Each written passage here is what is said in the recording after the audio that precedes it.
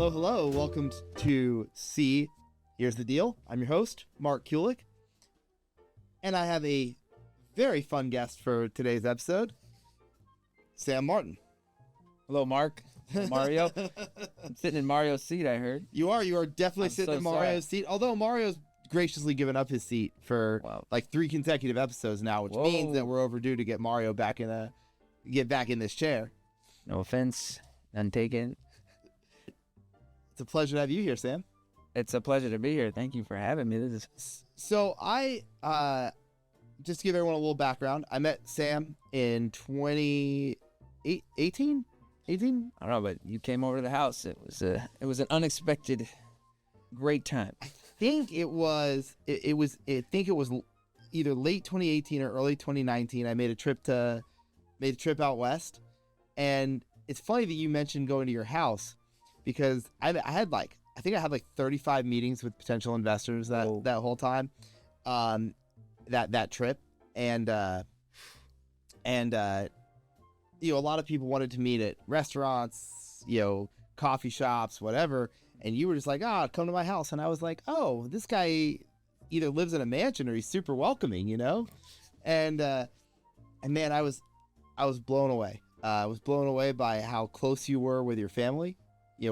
I've told you this before, but one of the most memorable things for me was sitting in your studio and your kids had some toys left out. And I was like, oh, does that bother you? And you were like, no, like, you looked at me like I was crazy. You were like, good feeling. Yeah. You're like, if it's not for the kids, like, what's this all about? Serious. So that was our first meeting. Wow. Yeah. You mentioned that before. I remember. Yeah. I have no memory of that myself, but I believe you because I just remember just enjoying our conversation. But man, because I didn't know what to expect. The person that introduced us, I never know what's going to happen with this guy.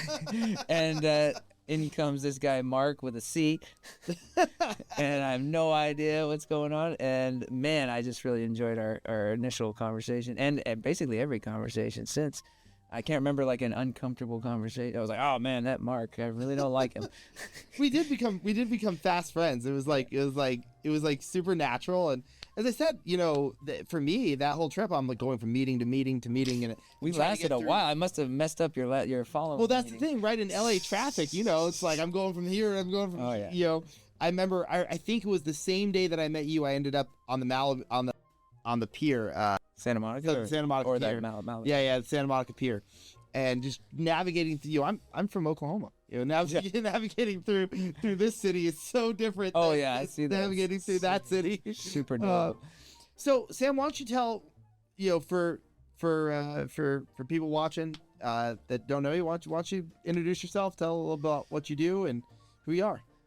Well, to make it quick, I ended up in pop music, even though I thought I was not a pop guy. Never thought I would write. My 16-year-old self would be ashamed of some of the songs I've written. But I'm trying to get that back so that my 16-year-old self would be like, that was cool. By the way, your friends are not ashamed at some of the songs you've written. No, I'm proud of actually, it's deeper than just, isn't it nice to have a worldly success in any capacity? But actually, I kind of look at it differently now because, just a side note, as usual, I'm one of the big songs that had done very, very well was a song called "Want to Want Me" by Jason Derulo, and I remember I had my first child was born as my son, and I'm looking at my new son, and the song had just come out, and it was had broken the record for the most radio ads in history. Oh, wow. Part of that has to do with the consolidation of all the radio stations, but nevertheless, it was the most added to radio in history. I mean, the Beatles would have beat that, and so was that. But we had the record, and I'm like, not only do I have a new son, but I know that I'm going to be able to pay for his life.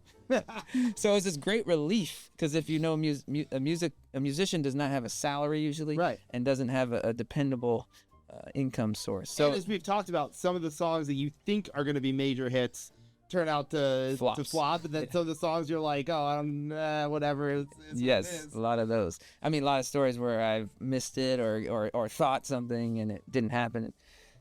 So I've definitely been humbled by the process and the results. But I'm sitting there, and I remember how I think of the success of music has actually transformed as with the addition and the size of my family growing.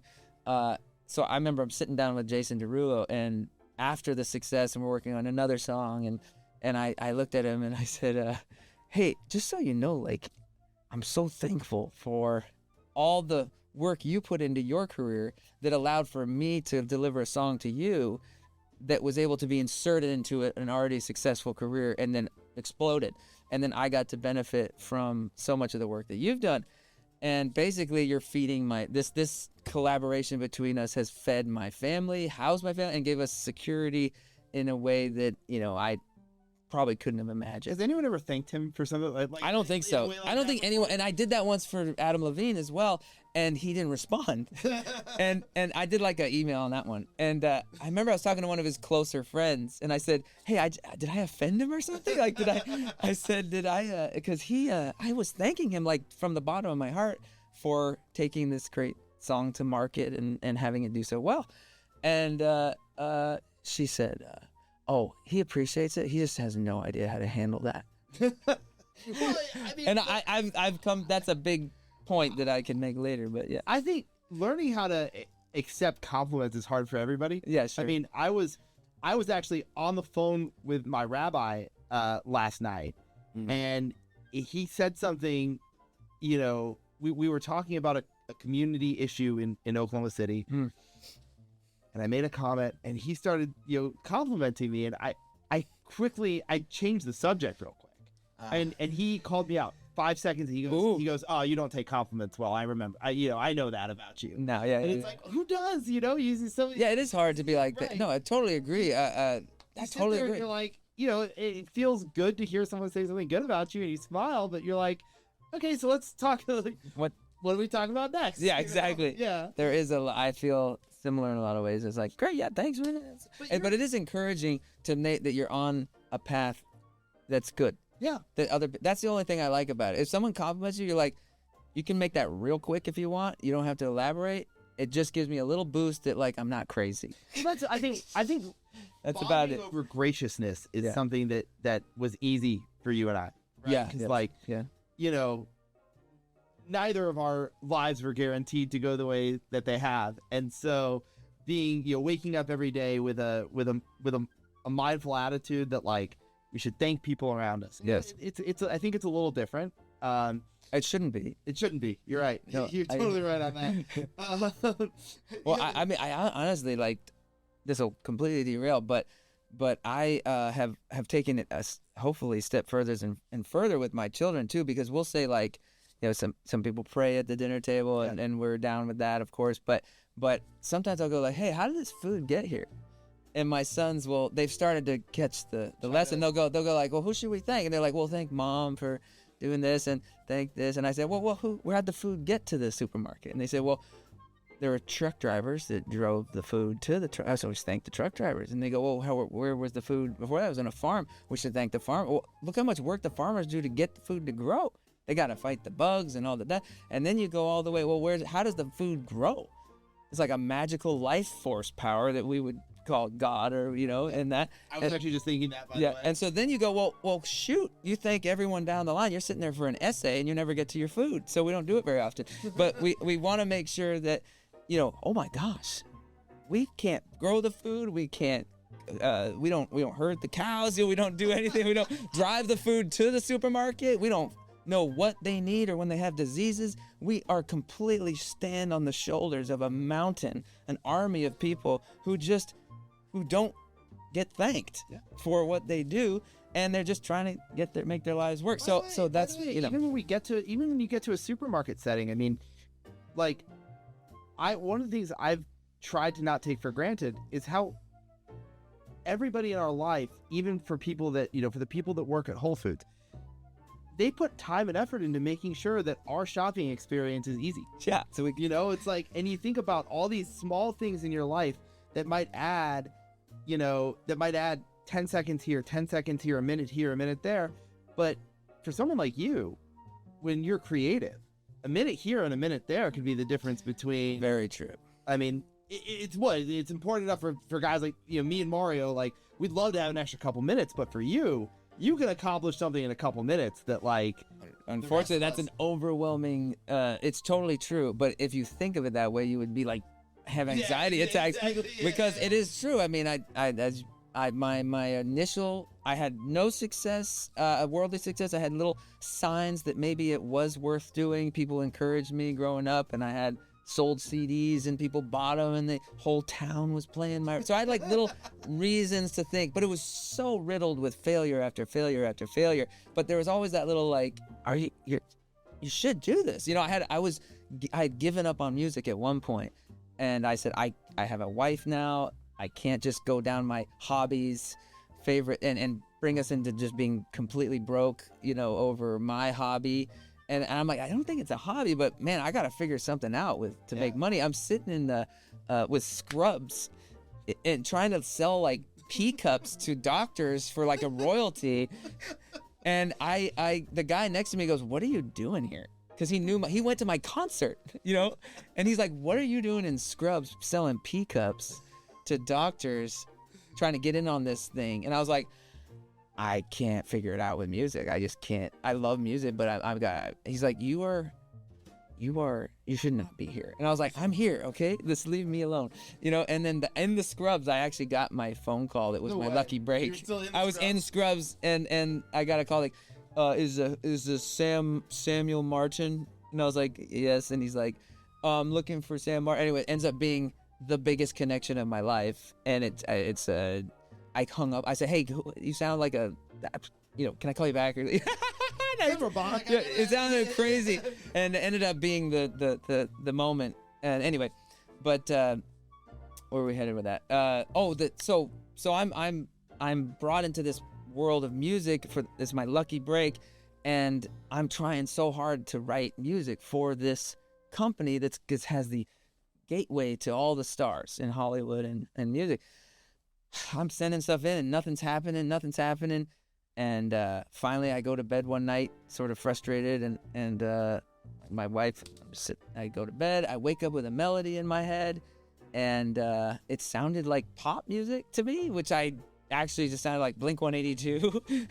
But like I thought, that's pop. I was so bad at pop music, And so I go to the piano at like 2 a.m. or whatever it was, and I put on this little digital tape recorder thing, and I sing the beginning of what becomes Daylight, which is a and it's not that good actually. It's the most boring part of the song. But it turns out to be Daylight. But it's the start of an idea that to me had fooled me into saying, this just sounds like pop. So I wake up in the morning and I say, that does sound like pop more than I've ever done. So let's, and I just sat back on the other piano. I had these two given to me pianos. They were like crappy old pianos. And I start playing.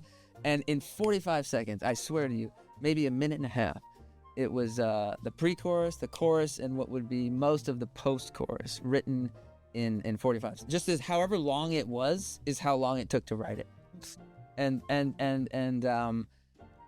even said the word daylight accidentally. So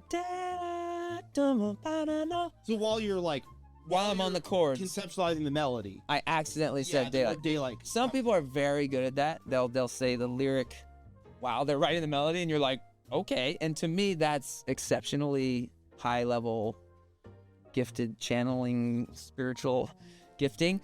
And most people are probably stronger at one or the other, which is kind of me. I'm more of the melodic guy. Some people are just like full on lyric. By the way, I might have made this comment to you when we were getting together in Malibu.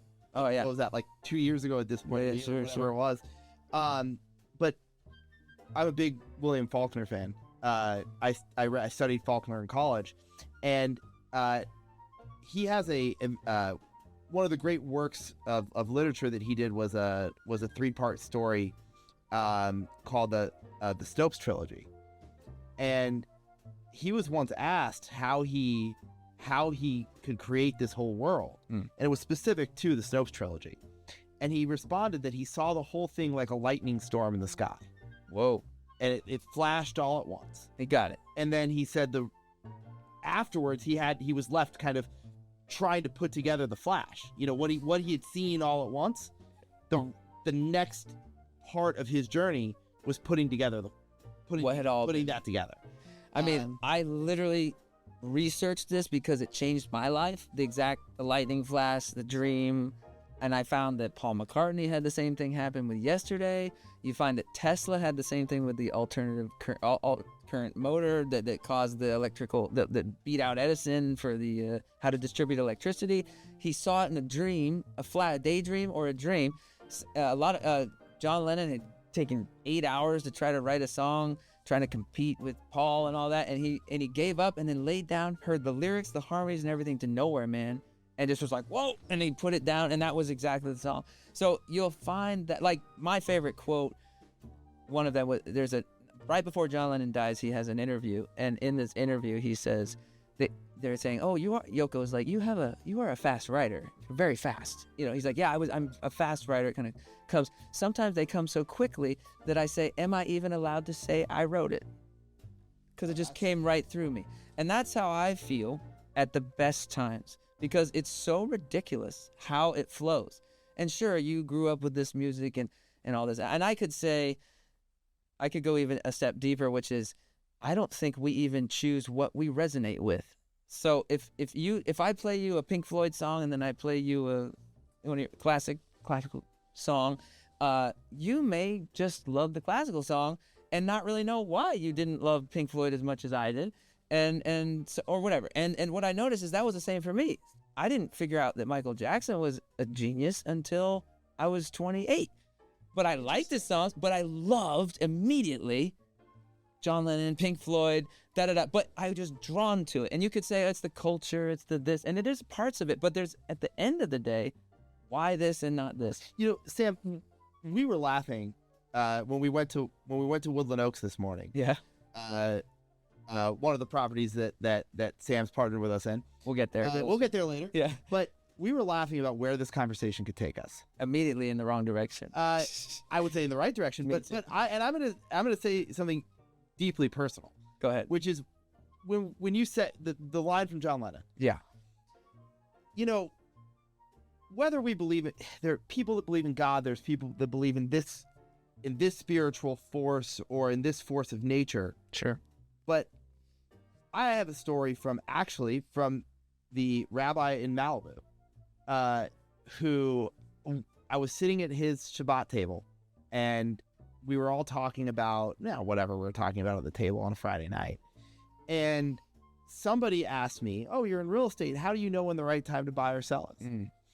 And I said, I made a joke like, you never know, but if I've learned anything from our ancestors, the longer you hold on to real estate, the better in general. And I thought that was a nice answer, right? Yeah. The rabbi quickly stopped me and he said, only God knows when the right time to sell is. And It was a humbling response. I agree. It was a response that to some people might have pissed them off. If I was sure. And I think that there's so much wisdom to, you see true geniuses, John Lennon being one of them. Sure. And what they're describing, even if they're not using the word God, even if they're not using whatever spiritual word might appeal to somebody watching, listening, whatever. Sure. We're all talking about the same phenomenon. Oh yeah. And it's for those of us that have a belief in God, we say it's clear as day, it's God. Yeah. What gave John Lennon, he's right, by the way. Yeah. Because we all talk about, there's the concepts that everything in our life is just a pass through for God or for the next generation or for spirituality or whatever it is. And John Lennon's just putting that into words, right? That's 100%. Is it even me writing it? It's just such a powerful thought. Because I elaborate on that because it's more fantastic, I think, and more mysterious than we can even put into words. But I know. I think that when you said earlier that if you and I let our conversations go unabridged, we're gonna end go up for 48 hours. We could. I think we're 2 hours talking about that. That's what I'm saying. I mean, we can move on. I guess. There's one thing I wanted to ask. Yeah, go ahead. Yeah. About specifically, and as you know, because I've said it to you for years, it is one of the things that I find most I mean, I definitely look up to you and admire you for is your relationship with your family. Okay. So Love talking, man. you've written 2 songs that I'm thinking of in particular. There's more, but yes. I'm sure that there's more. Right, this is why I said it like that. Yeah, no, you're very I'm not clever, putting you very into a box clever. here. No, yeah. But so for people who aren't familiar with Sam, he's super humble, right? And he's talking about songs that he's written. But you have one of my favorite albums of all time, Alpha Omega. I love it. That's amazing. You're so. When I first got to know Sam, actually, I'd send him pictures of like screenshots of me listening to Alpha Omega. Cut that. I had definitely to. don't cut that. No, we're not cutting that. I'm gonna reoccurring. So obviously you know where I'm going with this. Sure. Well, I have a specific question. Can you talk a little bit about what it feels like to write a song like My Blue-Eyed Joy, or what it feels like to write a song like the song to your unborn son? Or is it unborn child? Unborn son, yeah. Unborn son. Oh my gosh. Yeah. Well, I complete goosebumps, I think, on both. Had to be. I just a shocking. The way I would put it is I spent my initial musical taste and my initial musical writings were always deep and profound and questioning. And I was very young, so I was a high school kid, and then I was a college kid, and I had no experience with family and, love and all that, more than just my immediate family. And growing up. And and then I got swept into pop music, which is super shallow. So the only artists that actually accept outside music from other people who are not themselves are usually, unfortunately, not that deep themselves. So they don't really want to sing or won't even sound genuine if they sing a genuine lyric from Bob Dylan or from John Lennon or something. So you're saying that not everyone can sound like Jimi Hendrix doing all Bob Dylan's all on Watchtower. You can't cover a song if you don't have the depth in yourself. And there's so much there. Like Ray Charles, the best quote is, if there's no tears in the writer, there's no tears in the listener. I don't mind, butchered that, but that's a good point regardless. But the point is, you must feel what you're gonna sing yourself so deeply that there's a percentage of the listeners will maybe feel what you were feeling when you wrote it. And that's deep, and that's the pleasure of my life on the career side, is getting those moments where my goosebumps are off the charts and you might or might not feel the goosebumps that I definitely felt. I think knowing your love story with Joy, I'll get to that. It's easy to feel those goosebumps. But I would imagine that anybody who has ever or will ever listen to a song to My Unborn Son, that song, you get goosebumps on that. More universal. You don't have to know you. Yeah. You don't have to know. You feel that. I think just any human being listens to that. Can feel that on a personal level. I mean, at least from I guess I can't. I guess I'm not an expert in human beings enough to say it like that. But you get what I'm saying, right? Yes, sometimes you strike a chord that just hits a big emotion that humans feel in general. I think it's such a cool thing about Alpha Omega, is that you have some pop hits. You have, attempts. Right. I mean, hey, wait. One of the songs was in a movie. We had. What movie was it? We had Suits for Suits. Right. Get Better. Suits. I was like, oh my god. Power. It was crazy. I got 6 for it. I was like, oh man. But anyway. But to answer your question, what I was saying. It was such a relief and such a pleasure. And such an anti-pop move to do something as deep as I could possibly do for the people that were the closest to me, and I felt so free doing it. So, but to answer your question, with Blue-Eyed Joy, it was just about 2 people starting out a life and having no clue of the depth of what their relationship really is to be, and it's this realization that diamonds don't form just overnight. How long you started writing? If I remember the story correctly, you wrote that song to propose to Joy. So I wrote Blue Eye, Blue Eye, Blue Eye, Blue. I had the da da da da da da da da da, and I didn't think it was that good, and I couldn't say that's the song for my wife because I didn't have a chorus, and I'm at the very end of Alpha Omega going, I need this song to be good. Because I can't do this for my wife. And it's like, okay.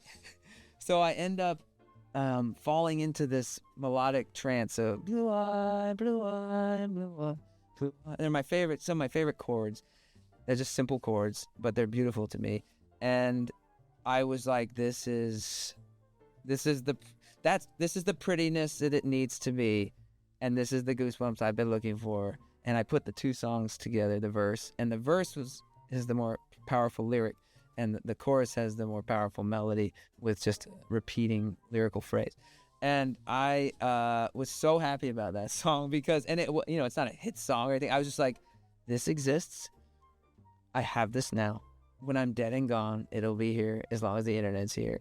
And I'm so proud to have declared this for my wife. And, you know, I feel like I'm a better father than I am a husband.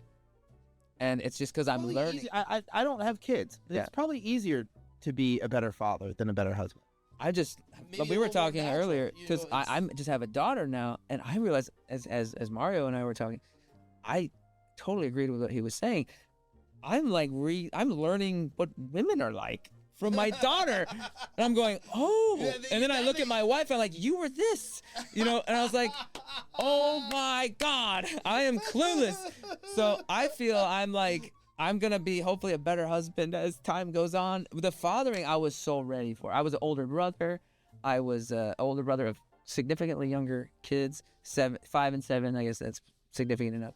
And they thought I raised them half with my half and half. And I always felt like I was a bad father then because I was an 18-year-old punk, you know. I didn't raise you. I hope I didn't raise you. Why'd you listen to me? You're like, I didn't know what I was doing. Don't listen to me. You know, like, what are you doing?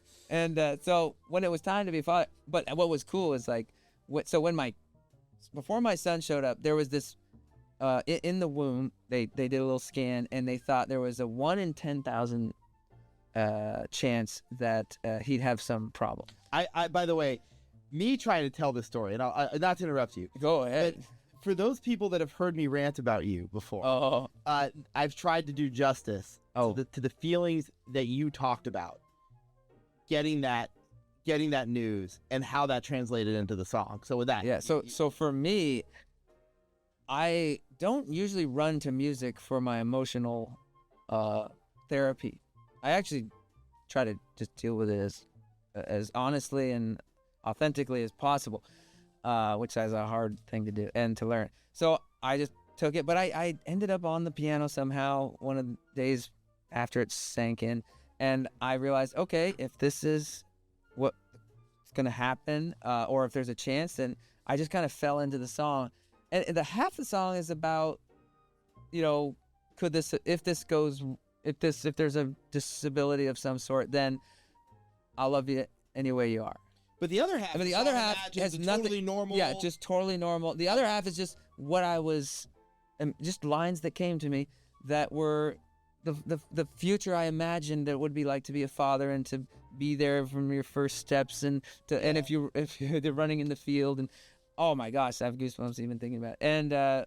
And it became just a song for future fatherhood and for future parenting and for just the overwhelming love for your child. To me, I think I started to say this a little earlier, that's what makes Alpha Omega so special, is that you have songs that can be picked up by Suits. You have songs that could give you goosebumps just talking about it, just thinking about it. You have songs that have, you know, towards the end, I'll always remember how you described the album to me. You said that you have samples of your, I believe that real life, of your real life. Oh yeah, all over the home, and then there's the home video that actually has your son laughing in was that summer? Is that in Summer Days or is that in The Birth? Yeah, I have a lot of clips where we're actually getting married, my actual kids, me as a 2-year-old that they had footage of, and then I took the audio out. So you explained it to me that it was, and correct me if I'm wrong, that the first half the first part is biographical because it's your life. It's almost the only thing that I say I misrepresented was my father was a great father, and I had this like fighting all the time, but the internal tension that I had as a teenager was really a problem. But I think. But other than that, we can all feel. I mean. But I wasn't meaning to criticize. I didn't mean it to be so.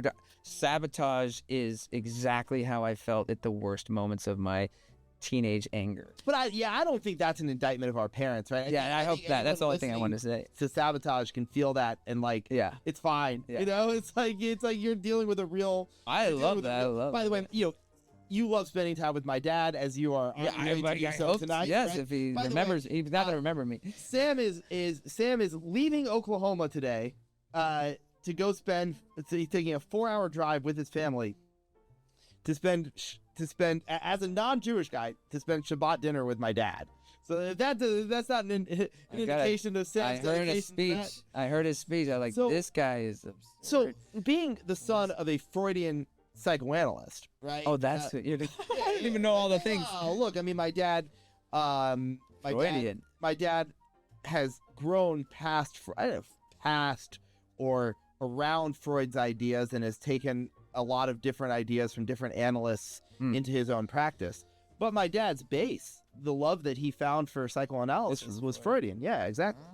And so when you tell me that when you share angst like in Sabotage, I mean, that was like me going home to my. I mean, I remember growing up with turmoil or like feeling stress or like, for instance, one example. I'm a type 1 diabetic, and my parents got into a huge fight one night, an absolutely huge fight, over how many berries I was allowed to eat at dinner. And, so you can have the best parents in the world, but the turmoil that I feel watching my parents fight over that, I mean, we can all feel, we can all look back in our lives and see Sabotage and not think that you're, denigrating how you were raised, but just dealing with the angst of growing up and putting it all into perspective. My brother is still wounded by those years. He's still hesitant to see Sam really changed. Like it's been like 25 years, maybe less. But I certainly have. I don't change. Oh, that means my blood sugar is low. Do you need? It's all right. No, it's fine. Let's get you some berries. How many? 2, 5? Oh, damn. Well, do it? I'm good. We can chop and chop. Yeah. You know you what? Want some cherry soda? I don't have enough sugar in it. I know, that's good, though. That was my point. That's what I liked about it. We're good. We don't need to cut. I think that you go from Summer Days being fun, Sabotage being full of that turmoil. Yeah. Then you go to A Great Escape. But then you go Song to My Unborn Son, My Blue-Eyed Joy, and you get really personal. And then you end on like just the beautiful 3-song ending and that's probably what I'm actually most drawn to when I listen to Alpha Omega. Is it Send Me to the River? Send Me to the River. Is What a Life on that, or is it Send Me to the River into the? What a Life. Yeah, is that?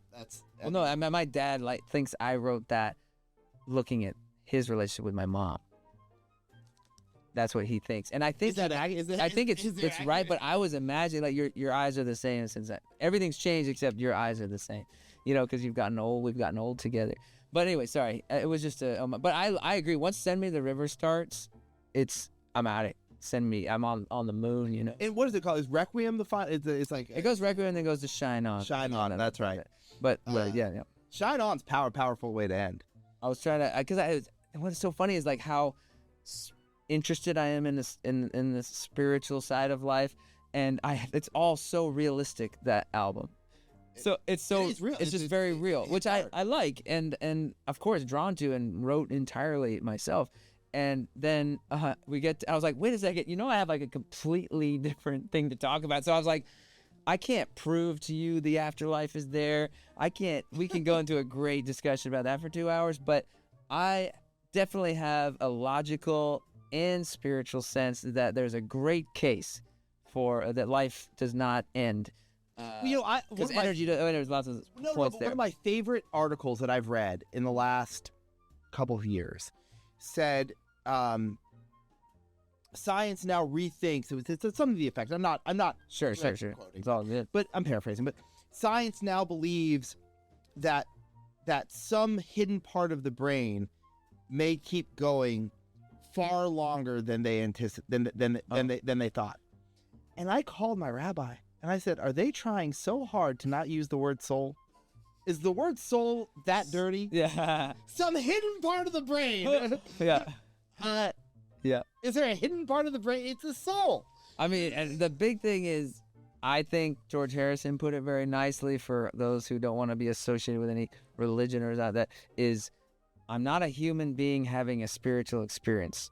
I'm a spiritual being having a human experience. And once that sinks in, your world opens up. And I can't prove there's a soul. There's no science. They're not going to figure it out. They can't even figure out what energy is, which is a big point. My son came up to, he's a very smart kid. He goes, "Dad, what's energy?" And I said, "I could try to guess right now." And we've had a lot of fun, like quantum mechanics and all that. But let's look it up. So we looked it up. And one of the better answers that I liked was, scientists are currently not satisfied with the definition of energy. The current definition of energy. And I said, that's amazing, because if you, just in a physical reality, energy is the entire game. It's your heartbeat, it's your breath, it's the sun, it's your food, it's the life force that grows your food, the whole thing. If they say everything is energy, like Einstein and all that, they figured that out. So I realized you don't even know what it is. Which brings you back to humility and gratitude and scientists. I love that science figures out what they figure out, but you don't even have the bedrock of your existence with a satisfied definition of that, which is the same thing as saying spirit. So like in Jewish and Christian, and I don't know that many traditions deeply, but I had an argument with a great friend of mine who was very conservative in his beliefs. And he was pretty certain about certain things. Yeah, ignore it. Berries. He was pretty certain about certain things of scripture and whatnot. So we're having. I thought it was fun, and he goes, okay. So I said, we're getting to this argument, and I say, okay, the only thing that's bugging me is your certainty, actually, because let me explain. I go, do you know, at the beginning of Genesis, what is God? God is the spirit that hovers over the waters, or whatever the translation. And then there's, in the Christian tradition, there's Jesus talks to the woman at the well and says, God is spirit. So he gives a hint. Okay, God is some sort of invisible power, spirit. We can't define spirit. So I said, okay, so could we both agree that spirit is the animator of everything you care about, from your kids to you to your Bible to your, it's Genesis is spirit. The Big Bang, if you believe that, whatever you think started anything comes from this invisible power that is more powerful than anything. We call it spirit, and it's basically a question mark. Right. You have no idea what it is. So I said, so do we agree that spirit is at the bedrock of your spiritual existence and your fundamental, thoughts? And they said, yes. I go, okay, please describe to me in detail spirit. And I said, and he goes, no, I can tell you what it's not. And I said, no, tell me what it is. Yeah. And he goes, and it was stopped the conversation, ended the day, and I got an essay text message saying, well, I'm thinking about what you say, and it was a wonderful interaction for me. I don't know about them, but what I realized, science, with their inability to know what energy is as the bedrock of all things, and spiritual people not being able to truly define spirit, is in the same ballpark of why we should hold things a little lighter. Although, if you want to get into some real heavy stuff, what? There's a book of Hasidic, I don't even know how to describe it right now, called basically Hasidic philosophy, but called Tanya. Okay. And it was written in the late 1700s. And you want answers to some of life's questions, it gets, if you're looking for some spiritual definitions, that's a place to start. Well, I'm comfortable with a place to start, but I'm not comfortable with a place to finish. Look, no, but you know what? But this is the logic. This is the logic. That in the same ratio of our size to the universe is the same ratio of what we don't know. is my suggestion. I hear you on that. Okay. By the way, I'm not suggesting it's an ultimate answer. Okay, that's the only thing I get suspect. But for me personally, sure. provides answers. And I think that, like, look, we're all on a search for our own answers. Sure. And when but I think the cool part about meeting somebody like meeting you is when you meet somebody that's on that same journey. Sure.